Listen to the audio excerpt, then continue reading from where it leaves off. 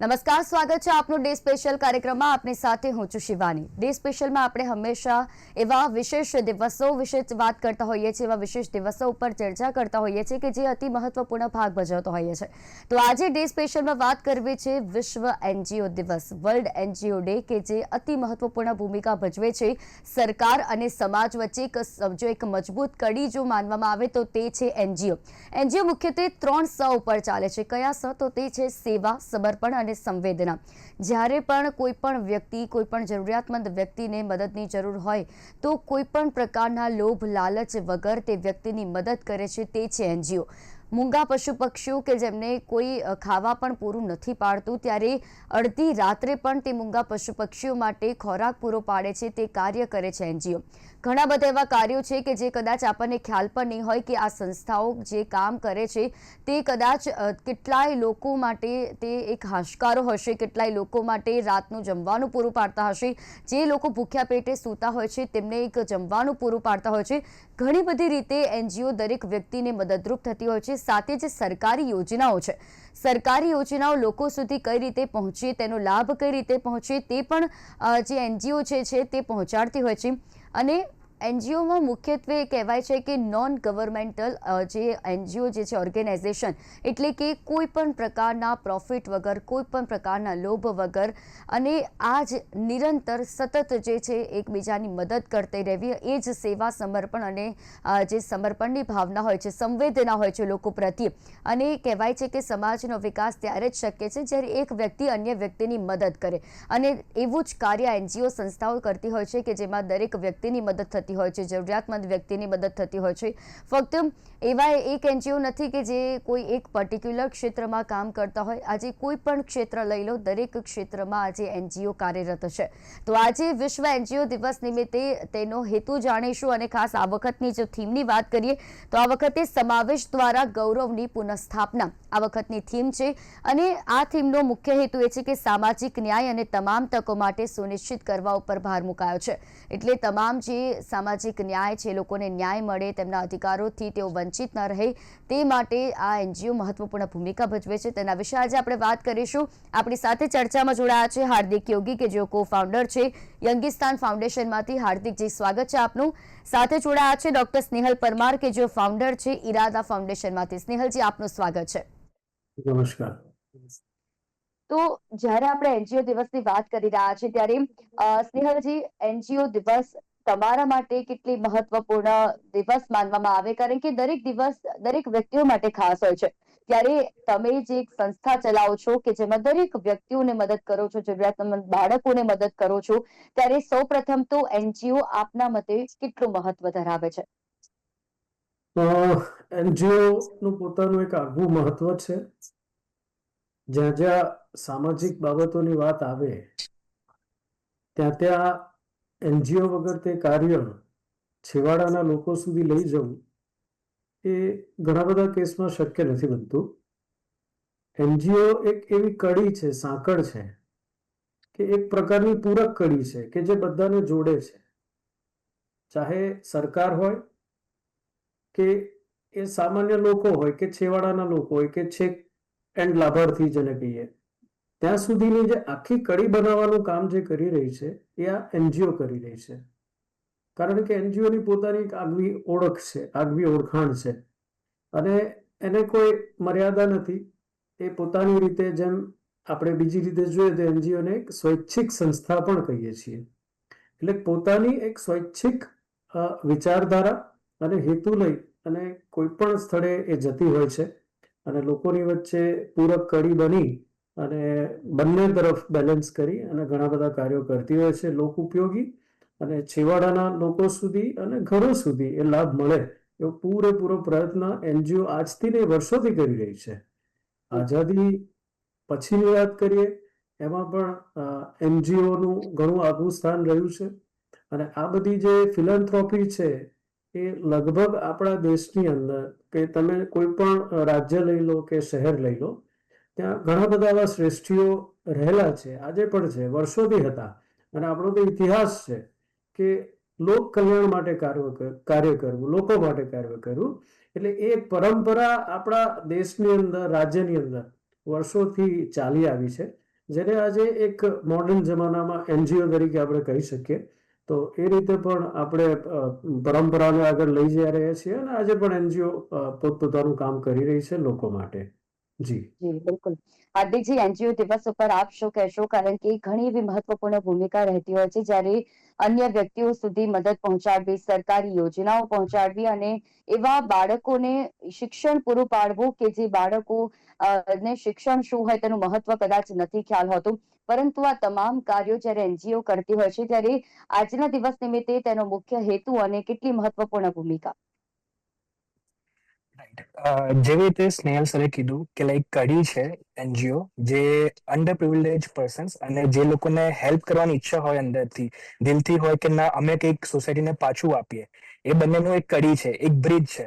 અને એ બ્રિજને ગેપ કરવા માટે અમે લોકો એનજીઓ અમારી ફૂલ ટ્રાય કરીએ છીએ એકદમ રિસ્પોન્સિબિલિટી લઈને કે અમે લોકો જે માણસો સુધી લોકો નથી પહોંચતા અમે લોકો એમને પહોંચીએ, એમની હેલ્પ કરીએ, એમને વિશે જાણીએ. જે તમે કીધું કે જે છોકરાઓ હોય એમને ભણતરનું મહત્વ શું છે એ એમને સમજાવીએ, એમને આગળ વધારીએ અને એમને કઈ જરૂરિયાત વસ્તુ હોય એમને આપણે સપોર્ટ કરીએ કે જેનાથી એમનું ભણવાનું ચાલુ રહે અને આગળ ઇન્ડિયા માટે, દેશ માટે કંઈ કરી શકે. સ્નેહલજી, આપના એનજીઓ વિશે જણાવશો? ઇરાદા ફાઉન્ડેશન કેટલા સમયથી કાર્ય કરે છે અને કયા એવા ક્ષેત્ર છે કે જેમાં એનજીઓ જે છે આપની એ કાર્યરત છે? જી જી બિલકુલ. ઇરાદા ફાઉન્ડેશન વિશે હું જણાવીશ એ પહેલા આપને જણાવું કે આ સંસ્થા છેલ્લા 10 વર્ષથી કાર્ય કરી રહી છે, જેનું નામ ઇરાદા ફાઉન્ડેશન છે. અમારી કુલ 2 સંસ્થાઓ છે, જેમાંની એક ઇરાદા ફાઉન્ડેશન નામની સંસ્થા છે. બીજી સંસ્થા છે જેનું નામ નિસ્વાર્થ ચિલ્ડ્રન ફાઉન્ડેશન છે. કુલ 2 સંસ્થાઓ છે. જે રીતે નામ જુદા છે એ રીતે હેતુ પણ જુદા છે. અને હેતુ એવી રીતે સરસ અમે વણી લીધા છે કે ચોક્કસ નામ પ્રમાણે, કાર્ય પદ્ધતિ કે પ્રણાલી પ્રમાણે અલગ અલગ વિષય હેતુ હોઈ શકે, પણ અમે જે કંઈ કાર્ય કરી રહ્યા છે એ ટોટાલિટીમાં એક સમુદાય માટે કરી રહ્યા છે. એટલે દાખલા તરીકે હું વાત કરું તો ઇરાદા ફાઉન્ડેશનનો મુખ્ય હેતુ શું છે તો કે હેલ્થકેર અને મેડિકલ અને ન્યુટ્રિશન આ 3 વિષય ઉપર સેવા પૂરી પાડવી. આ ઇરાદા ફાઉન્ડેશનનો મુખ્ય હેતુ છે. તેમજ અમે જ્યારે પણ આ સંસ્થાઓનું નિર્માણ કર્યું અને એવું નક્કી કર્યું કે ભાઈ આપણે કામ કરવું છે, તો સૌથી પહેલા પ્રશ્ન આવે કે આપણે ક્યાં કરીશું. ત્યારે અમે જોયું કે શહેરી વિસ્તારોમાં કે જ્યાં મ્યુનિસિપલ કોર્પોરેશન છે ત્યાં લગભગ 100-200 સંસ્થાઓ કાર્યરત હોય છે. એટલે લગભગ અમને એવું લાગ્યું કે આપણે એવા વિસ્તારમાં જઈને પસંદ કરીએ કે જ્યાં સામાન્ય રીતે એટલી બધી સંસ્થાઓ જોવા નથી મળતી. એટલે શરૂઆતથી જ અમારું કાર્યનું ક્ષેત્ર જે રહ્યું છે એ આંતરિયાળ ગામડા રહેલા છે. એટલે અમે 100% રૂરલ બેઝ ઓર્ગેનાઇઝેશન છીએ. આજે 10 વર્ષના અમારા જર્નીની વાત કરું તો અમે કુલ 400 ગામ સુધી પહોંચ્યા છીએ. ગુજરાત રાજ્યના 400 ગામ સુધી પહોંચ્યા છીએ. અને હાલ અમારી જે સેવાઓ છે એ ગુજરાત રાજ્યના 4 જિલ્લાઓ, જેમાં ચોક્કસ અમદાવાદ જિલ્લો છે. ત્યાર પછી મહેસાણાના કડી તાલુકામાં પ્રોજેક્ટ્સ ચાલી રહ્યા છે. બનાસકાંઠાનું શિહોરી થરા છે. અને ત્યાર પછી જુનાગઢ તાલુકાનું જામકા ખાતે અમારું કેન્દ્ર છે. એમાં 4 જિલ્લાઓમાં અમારી હાજરી છે. અને આજની તારીખે અમે એક્ટિવલી 80 થી 100 ગામને દર મહિને કોન્સ્ટન્ટ સપોર્ટ આપી રહ્યા છે, જેની અંદર મુખ્યત્વે અમારી હેલ્થકેર, મેડિકલ અને પોષણની સેવાઓ છે. હવે હેલ્થકેર અને મેડિકલ આપ જાણો છો, પાયાની જરૂરિયાત કહેવાય. આજે આંતરિક ગામડામાં આપણને ખ્યાલ જ છે કે આજે કોઈ પણ વ્યક્તિએ સેવા મેળવવી છે અને સારા કક્ષાની મેળવવી છે તો કમસે કમ એને તાલુકા કક્ષાએ આવવું પડે છે, જેનો કદાચ પ્રવાસ 25-30 કિલોમીટરનો પણ હોઈ શકે, અમુક કેસમાં વધારે ઓછો પણ હોઈ શકે. હવે ઘણા બધા લોકો આટલી બધી ગ્રામ્ય સ્તરે મદદ કરી રહ્યા છે, તો અમે પણ નક્કી કર્યું કે ચાલો આપણે પણ કોશિશ કરીએ. એટલે અમારી જે મેજર થીમ છે એ અમે એવી બનાવી કે એક્સેસ ટુ હેલ્થકેર, કે આપણે લોકો સુધી સેવાઓને લઈ જઈએ. એટલે આજે પણ મેં તમને કીધું એ પ્રમાણે અમારા કુલ 80 ગામ એવા છે જેમાં દર મહિને અમારા ફરતા મોબાઈલ ક્લિનિક્સ, જેને આપણે મેડિકલ મોબાઈલ ક્લિનિક, ફરતા દવાખાના કહીએ, એની સેવાઓ અમે આજની તારીખે રોજના 10 થી 12 ગામોમાં 4 જિલ્લાની અંદર લઈ જઈ રહ્યા છીએ. અને લગભગ સરેરાશ અમે એક જગ્યાએ 100ની આસપાસ અમારી ઓપીડી રહે છે, જેમાં રોજબરોજ જીવનમાં આવતા પ્રશ્નો, મેડિકલ પ્રશ્નો છે, જેને ક્લિનિકલ બેઝ ઉપર આપણે ડાયગ્નોસિસ કરી અને એ લોકોને દવા ગોળીની પણ સારવાર અમે આપીએ છીએ. એટલે આ રીતે જી અમારા રોજના એવું કહી શકીએ કે ઓન એન એવરેજ 400 જેટલા પેશન્ટ્સને અમે મદદરૂપ થઈએ છીએ. એ લોકોને શું તકલીફ છે એ જાણવામાં અને એનું તરત જ સોલ્યુશન આપવામાં આ રીતે અમે મદદરૂપ થઈ રહ્યા છે. ત્યારબાદ પોષણની જે સેવા છે અમારી, એ અમારું પોતાનું એક કિચન છે, એસ્ટાબ્લિશ કર્યું છે, જેમાં રોજના 200 લોકોને ગરમ ગરમ જેને કહેવાય કે તાજું પોષણયુક્ત આહાર અમે આપવાનો પ્રયત્ન કરી રહ્યા છીએ. જેના લાભાર્થી આપને ખ્યાલ જ છે એ પ્રમાણે અમને સૌથી વધારે રસ ગ્રામ્ય વિસ્તારમાં હોય એટલે અમારા જે સગર્ભા છે, ધાત્રી છે, માતાઓ અને જે કુપોષિત બાળકો છે, આ સિવાય ગામના જે જરૂરિયાતમંદ વૃદ્ધ લોકો છે, નિસહાય લોકો છે, કે ગામડામાં અમુક પરિસ્થિતિ એવી છે તો એવા તમામ લોકોને રોજે રોજ અમારા રસોડા તરફથી રોજના 200 લોકોને ગરમ ગરમ પોષણયુક્ત આહારનું વિતરણ કરવામાં આવી રહ્યું છે. આમ જી ઇરાદા સંસ્થા અત્યારે એક્ટિવલી હેલ્થકેર, મેડિકલ અને આની અંદર આ રીતે કાર્ય કરી રહી છે. એ સિવાય ઘણી બધી હોસ્પિટલો છે જેની સાથે અમે ટાઈઅપ કરીને અલગ અલગ એમના વિસ્તારમાં પણ પ્રોજેક્ટ્સ કરી રહ્યા છે. જેમ કે આંખોના દવાખાના, જે કહી શકીએ કે મોબાઈલ ક્લિનિક્સ પણ આપણે કરી રહ્યા છીએ. અમુક જગ્યાએ મોતિયાના ઓપરેશન્સ થતા હોય તો એમાં અમે સહભાગી થઈ રહ્યા છે.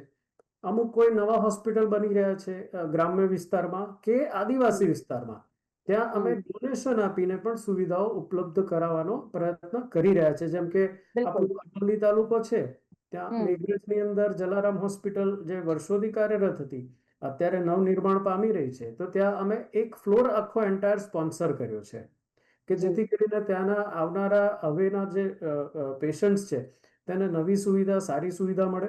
અને ત્યાં પણ અમે દાતા તરીકે જોડાયા છે. આમ અલગ અલગ સંસ્થાઓ સાથે દાતા તરીકે પણ અમે જોડાયેલા છીએ. પ્લસ અમે અમારા પોતાના પણ અમલીકરણના પ્રોજેક્ટ્સ, કાર્યો અને સેવા કરી રહ્યા છે. આની અંદર જો હું કોવિડ વિશે ઉલ્લેખ કરું તો તમે કહેશો કે આખો ટોક શો કોવિડ માટે, જેને કહેવાય કે આપણે એન્ગેજ કરવો પડે, એ પ્રકારનું કાર્ય અમે કોવિડના બંને ફેઝ દરમિયાન કરેલું છે.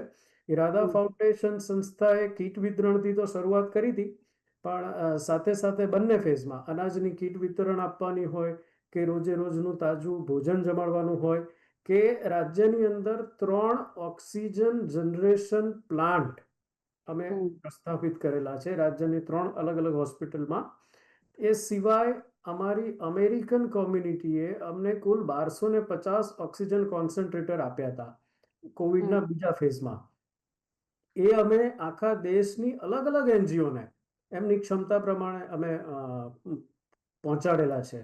જી બિલકુલ સ્નેહલજી, એટલા જ માટે કદાચ જે તમે કાર્ય કરી રહ્યા છો ખરેખર બિરદાવવા લાયક છે. અને જે તમે વાત કરી એમ કે ઘણી એવી એનજીઓ છે કે જે શહેરમાં કાર્યરત હોય છે, કેટલીક એવી એનજીઓ છે કે જે રૂરલ એરિયામાં કાર્યરત હોય છે, અને જરૂરી છે કે દરેક વ્યક્તિ છેવાડાના ગ્રામ્ય વિસ્તારો સુધી પણ, માનવી સુધી પણ આ જે યોજનાઓ છે સરકારની પહોંચે, સંસ્થાઓ પહોંચે અને લોકોને મદદ કરે.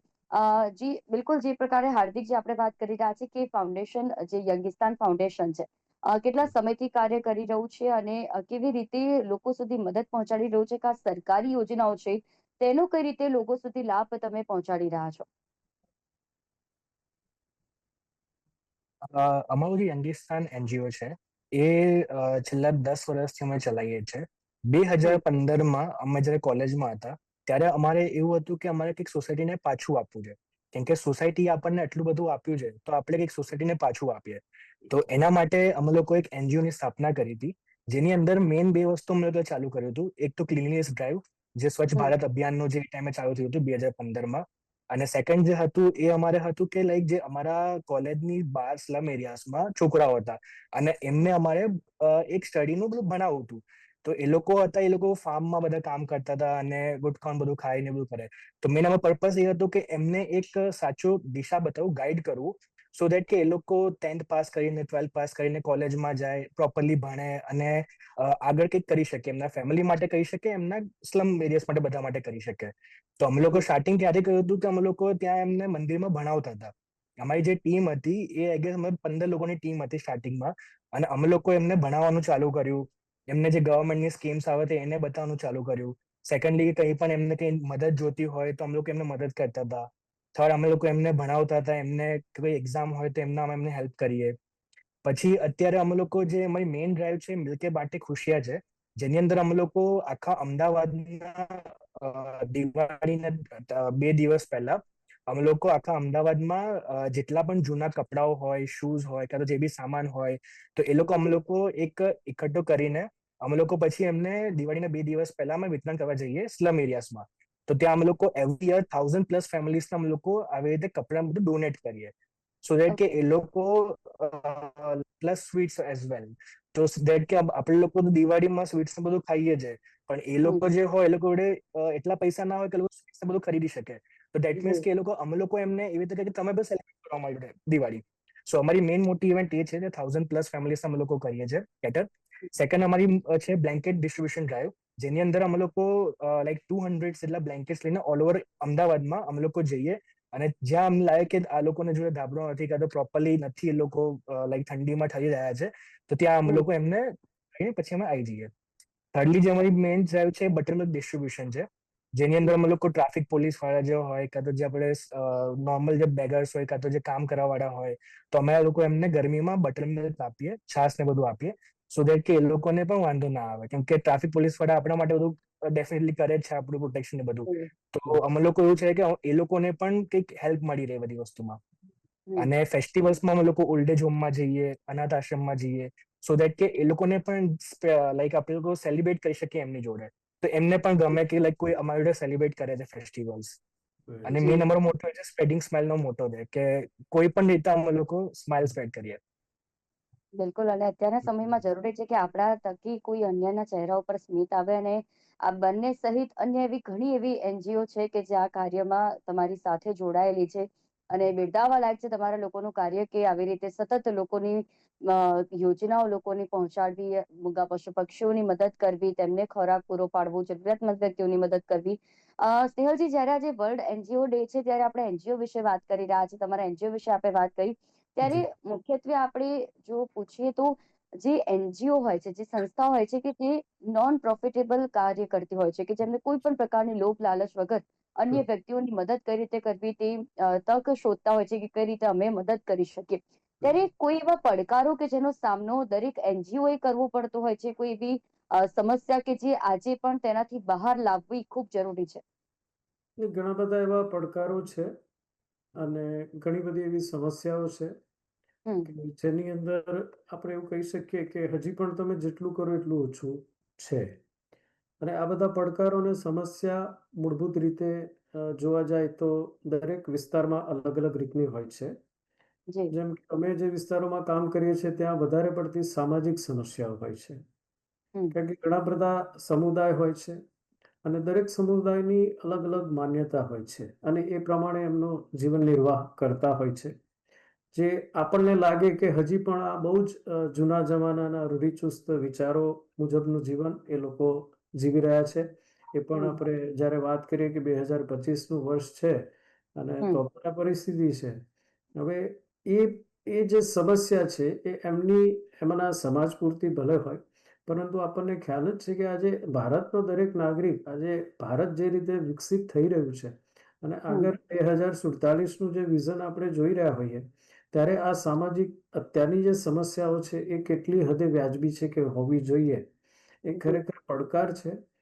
એની સામે સારી વાત એ પણ થાય છે કે હવે ધીરે ધીરે બધા સમાજ પણ જાગૃત થઈ રહ્યા છે અને એ લોકો પોતે પણ પોતપોતાની સમસ્યાનો હલ ઉકેલી રહ્યા છે. એટલે એક સમય એવો હતો કે જ્યારે કોઈ પણ સામાજિક સમસ્યા હોય તો કોઈક બીજા ઇન્ટરવીન કરવું પડે, જવું પડે અને એમાંથી બહાર લાવવા પડે. હવે પરિસ્થિતિ થોડી બદલાઈ રહી છે, કારણ કે આજુબાજુમાંથી દરેક જગ્યાએથી માહિતી મળતી હોય અને દરેકને રિયલાઇઝ તો થયું જ છે કે ભાઈ ક્યાંક અમે આ જ રીતે અમારો જીવન નિર્વાહ જીવતા રહીશું તો અમે પાછા રહી જઈશું, સામાજિક રીતે બી અને શૈક્ષણિક રીતે બી અને ચોક્કસ આર્થિક રીતે પણ. એટલે સમાજ પોતે પણ આગળ પોતપોતાની રીતે આવી જ રહ્યો છે, એમાં કોઈ ના નથી. તેમ છતાંય અમુક પરિવારો હજુ પણ એવા છે કે જે પોતપોતાના રૂઢિચુસ્ત જીવનમાં રચ્યા પચ્યા રહે છે, પણ હવે કમ્પેરેટિવલી શરૂઆતના સમયમાં અત્યારે જોઈશું તેવા બહુ જૂજ પરિવારો. એટલે કહેવાનો અર્થ એ છે કે જે એક વિકાસશીલ જે આખી એન્વાયરમેન્ટ જઈ રહ્યું છે છેવાડાના ગામો સુધી સરકારશ્રીના પ્રયાસ દ્વારા કે અમારા જેવા જ્યારે એનજીઓ પણ જઈ રહ્યા છે, સરકારશ્રીનો સંદેશ પણ અમે આપીએ છીએ અને દરેકને કહીએ છીએ કે ભાઈ તમે મુખ્ય પ્રવાસ સાથે જોડાઓ.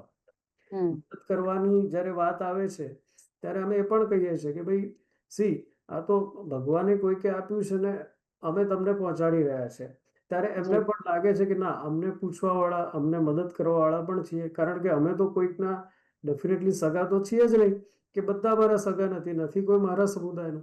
ત્યારે લોકો જોઈને વિચારે છે કે ના, કે જો આ લોકો આટલું અમારા માટે કરતા હોય તો અમે પણ અમારા માટે કેમ ના કરીએ. અને એ રીતે ધીરે ધીરે બદલાવ આવી રહ્યો છે. આ એક સામાન્ય ચેલેન્જીસ સામાજિક લેવલની હોય છે.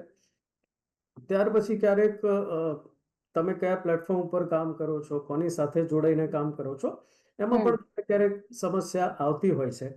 જી, પણ બિલકુલ સહજ. જી, અને એટલે જ કદાચ આવી પ્રકારની જે સમસ્યા છે તેનો ઉકેલ આવે તે પણ જરૂરી છે. બહુ જરૂરી છે. હાર્દિકજી, જ્યારે તમે અન્ય વ્યક્તિઓની મદદ કરો છો, જ્યારે બાળકોની સ્પેશિયલી તમે બાળકો માટે કામ કરો છો કે તેમને કઈ રીતે શિક્ષણ પૂરું પડે અને તેનું પૂરતું ધ્યાન આપવામાં આવે, ત્યારે કઈ કઈ એવી બાબતો છે કે જેમાં ધ્યાન દેવાની જરૂર હોય છે, અને જ્યારે લોકો સાથે જ્યારે તમે વાર્તાલાપ કરો છો, લોકોની મદદ કરો છો, ત્યારે તેમના ચહેરા ઉપર કેટલો હાશકારો જોવા મળતો હોય છે કે એક એનજીઓ થકી તેમને મદદ કરવામાં આવી છે ત્યારે?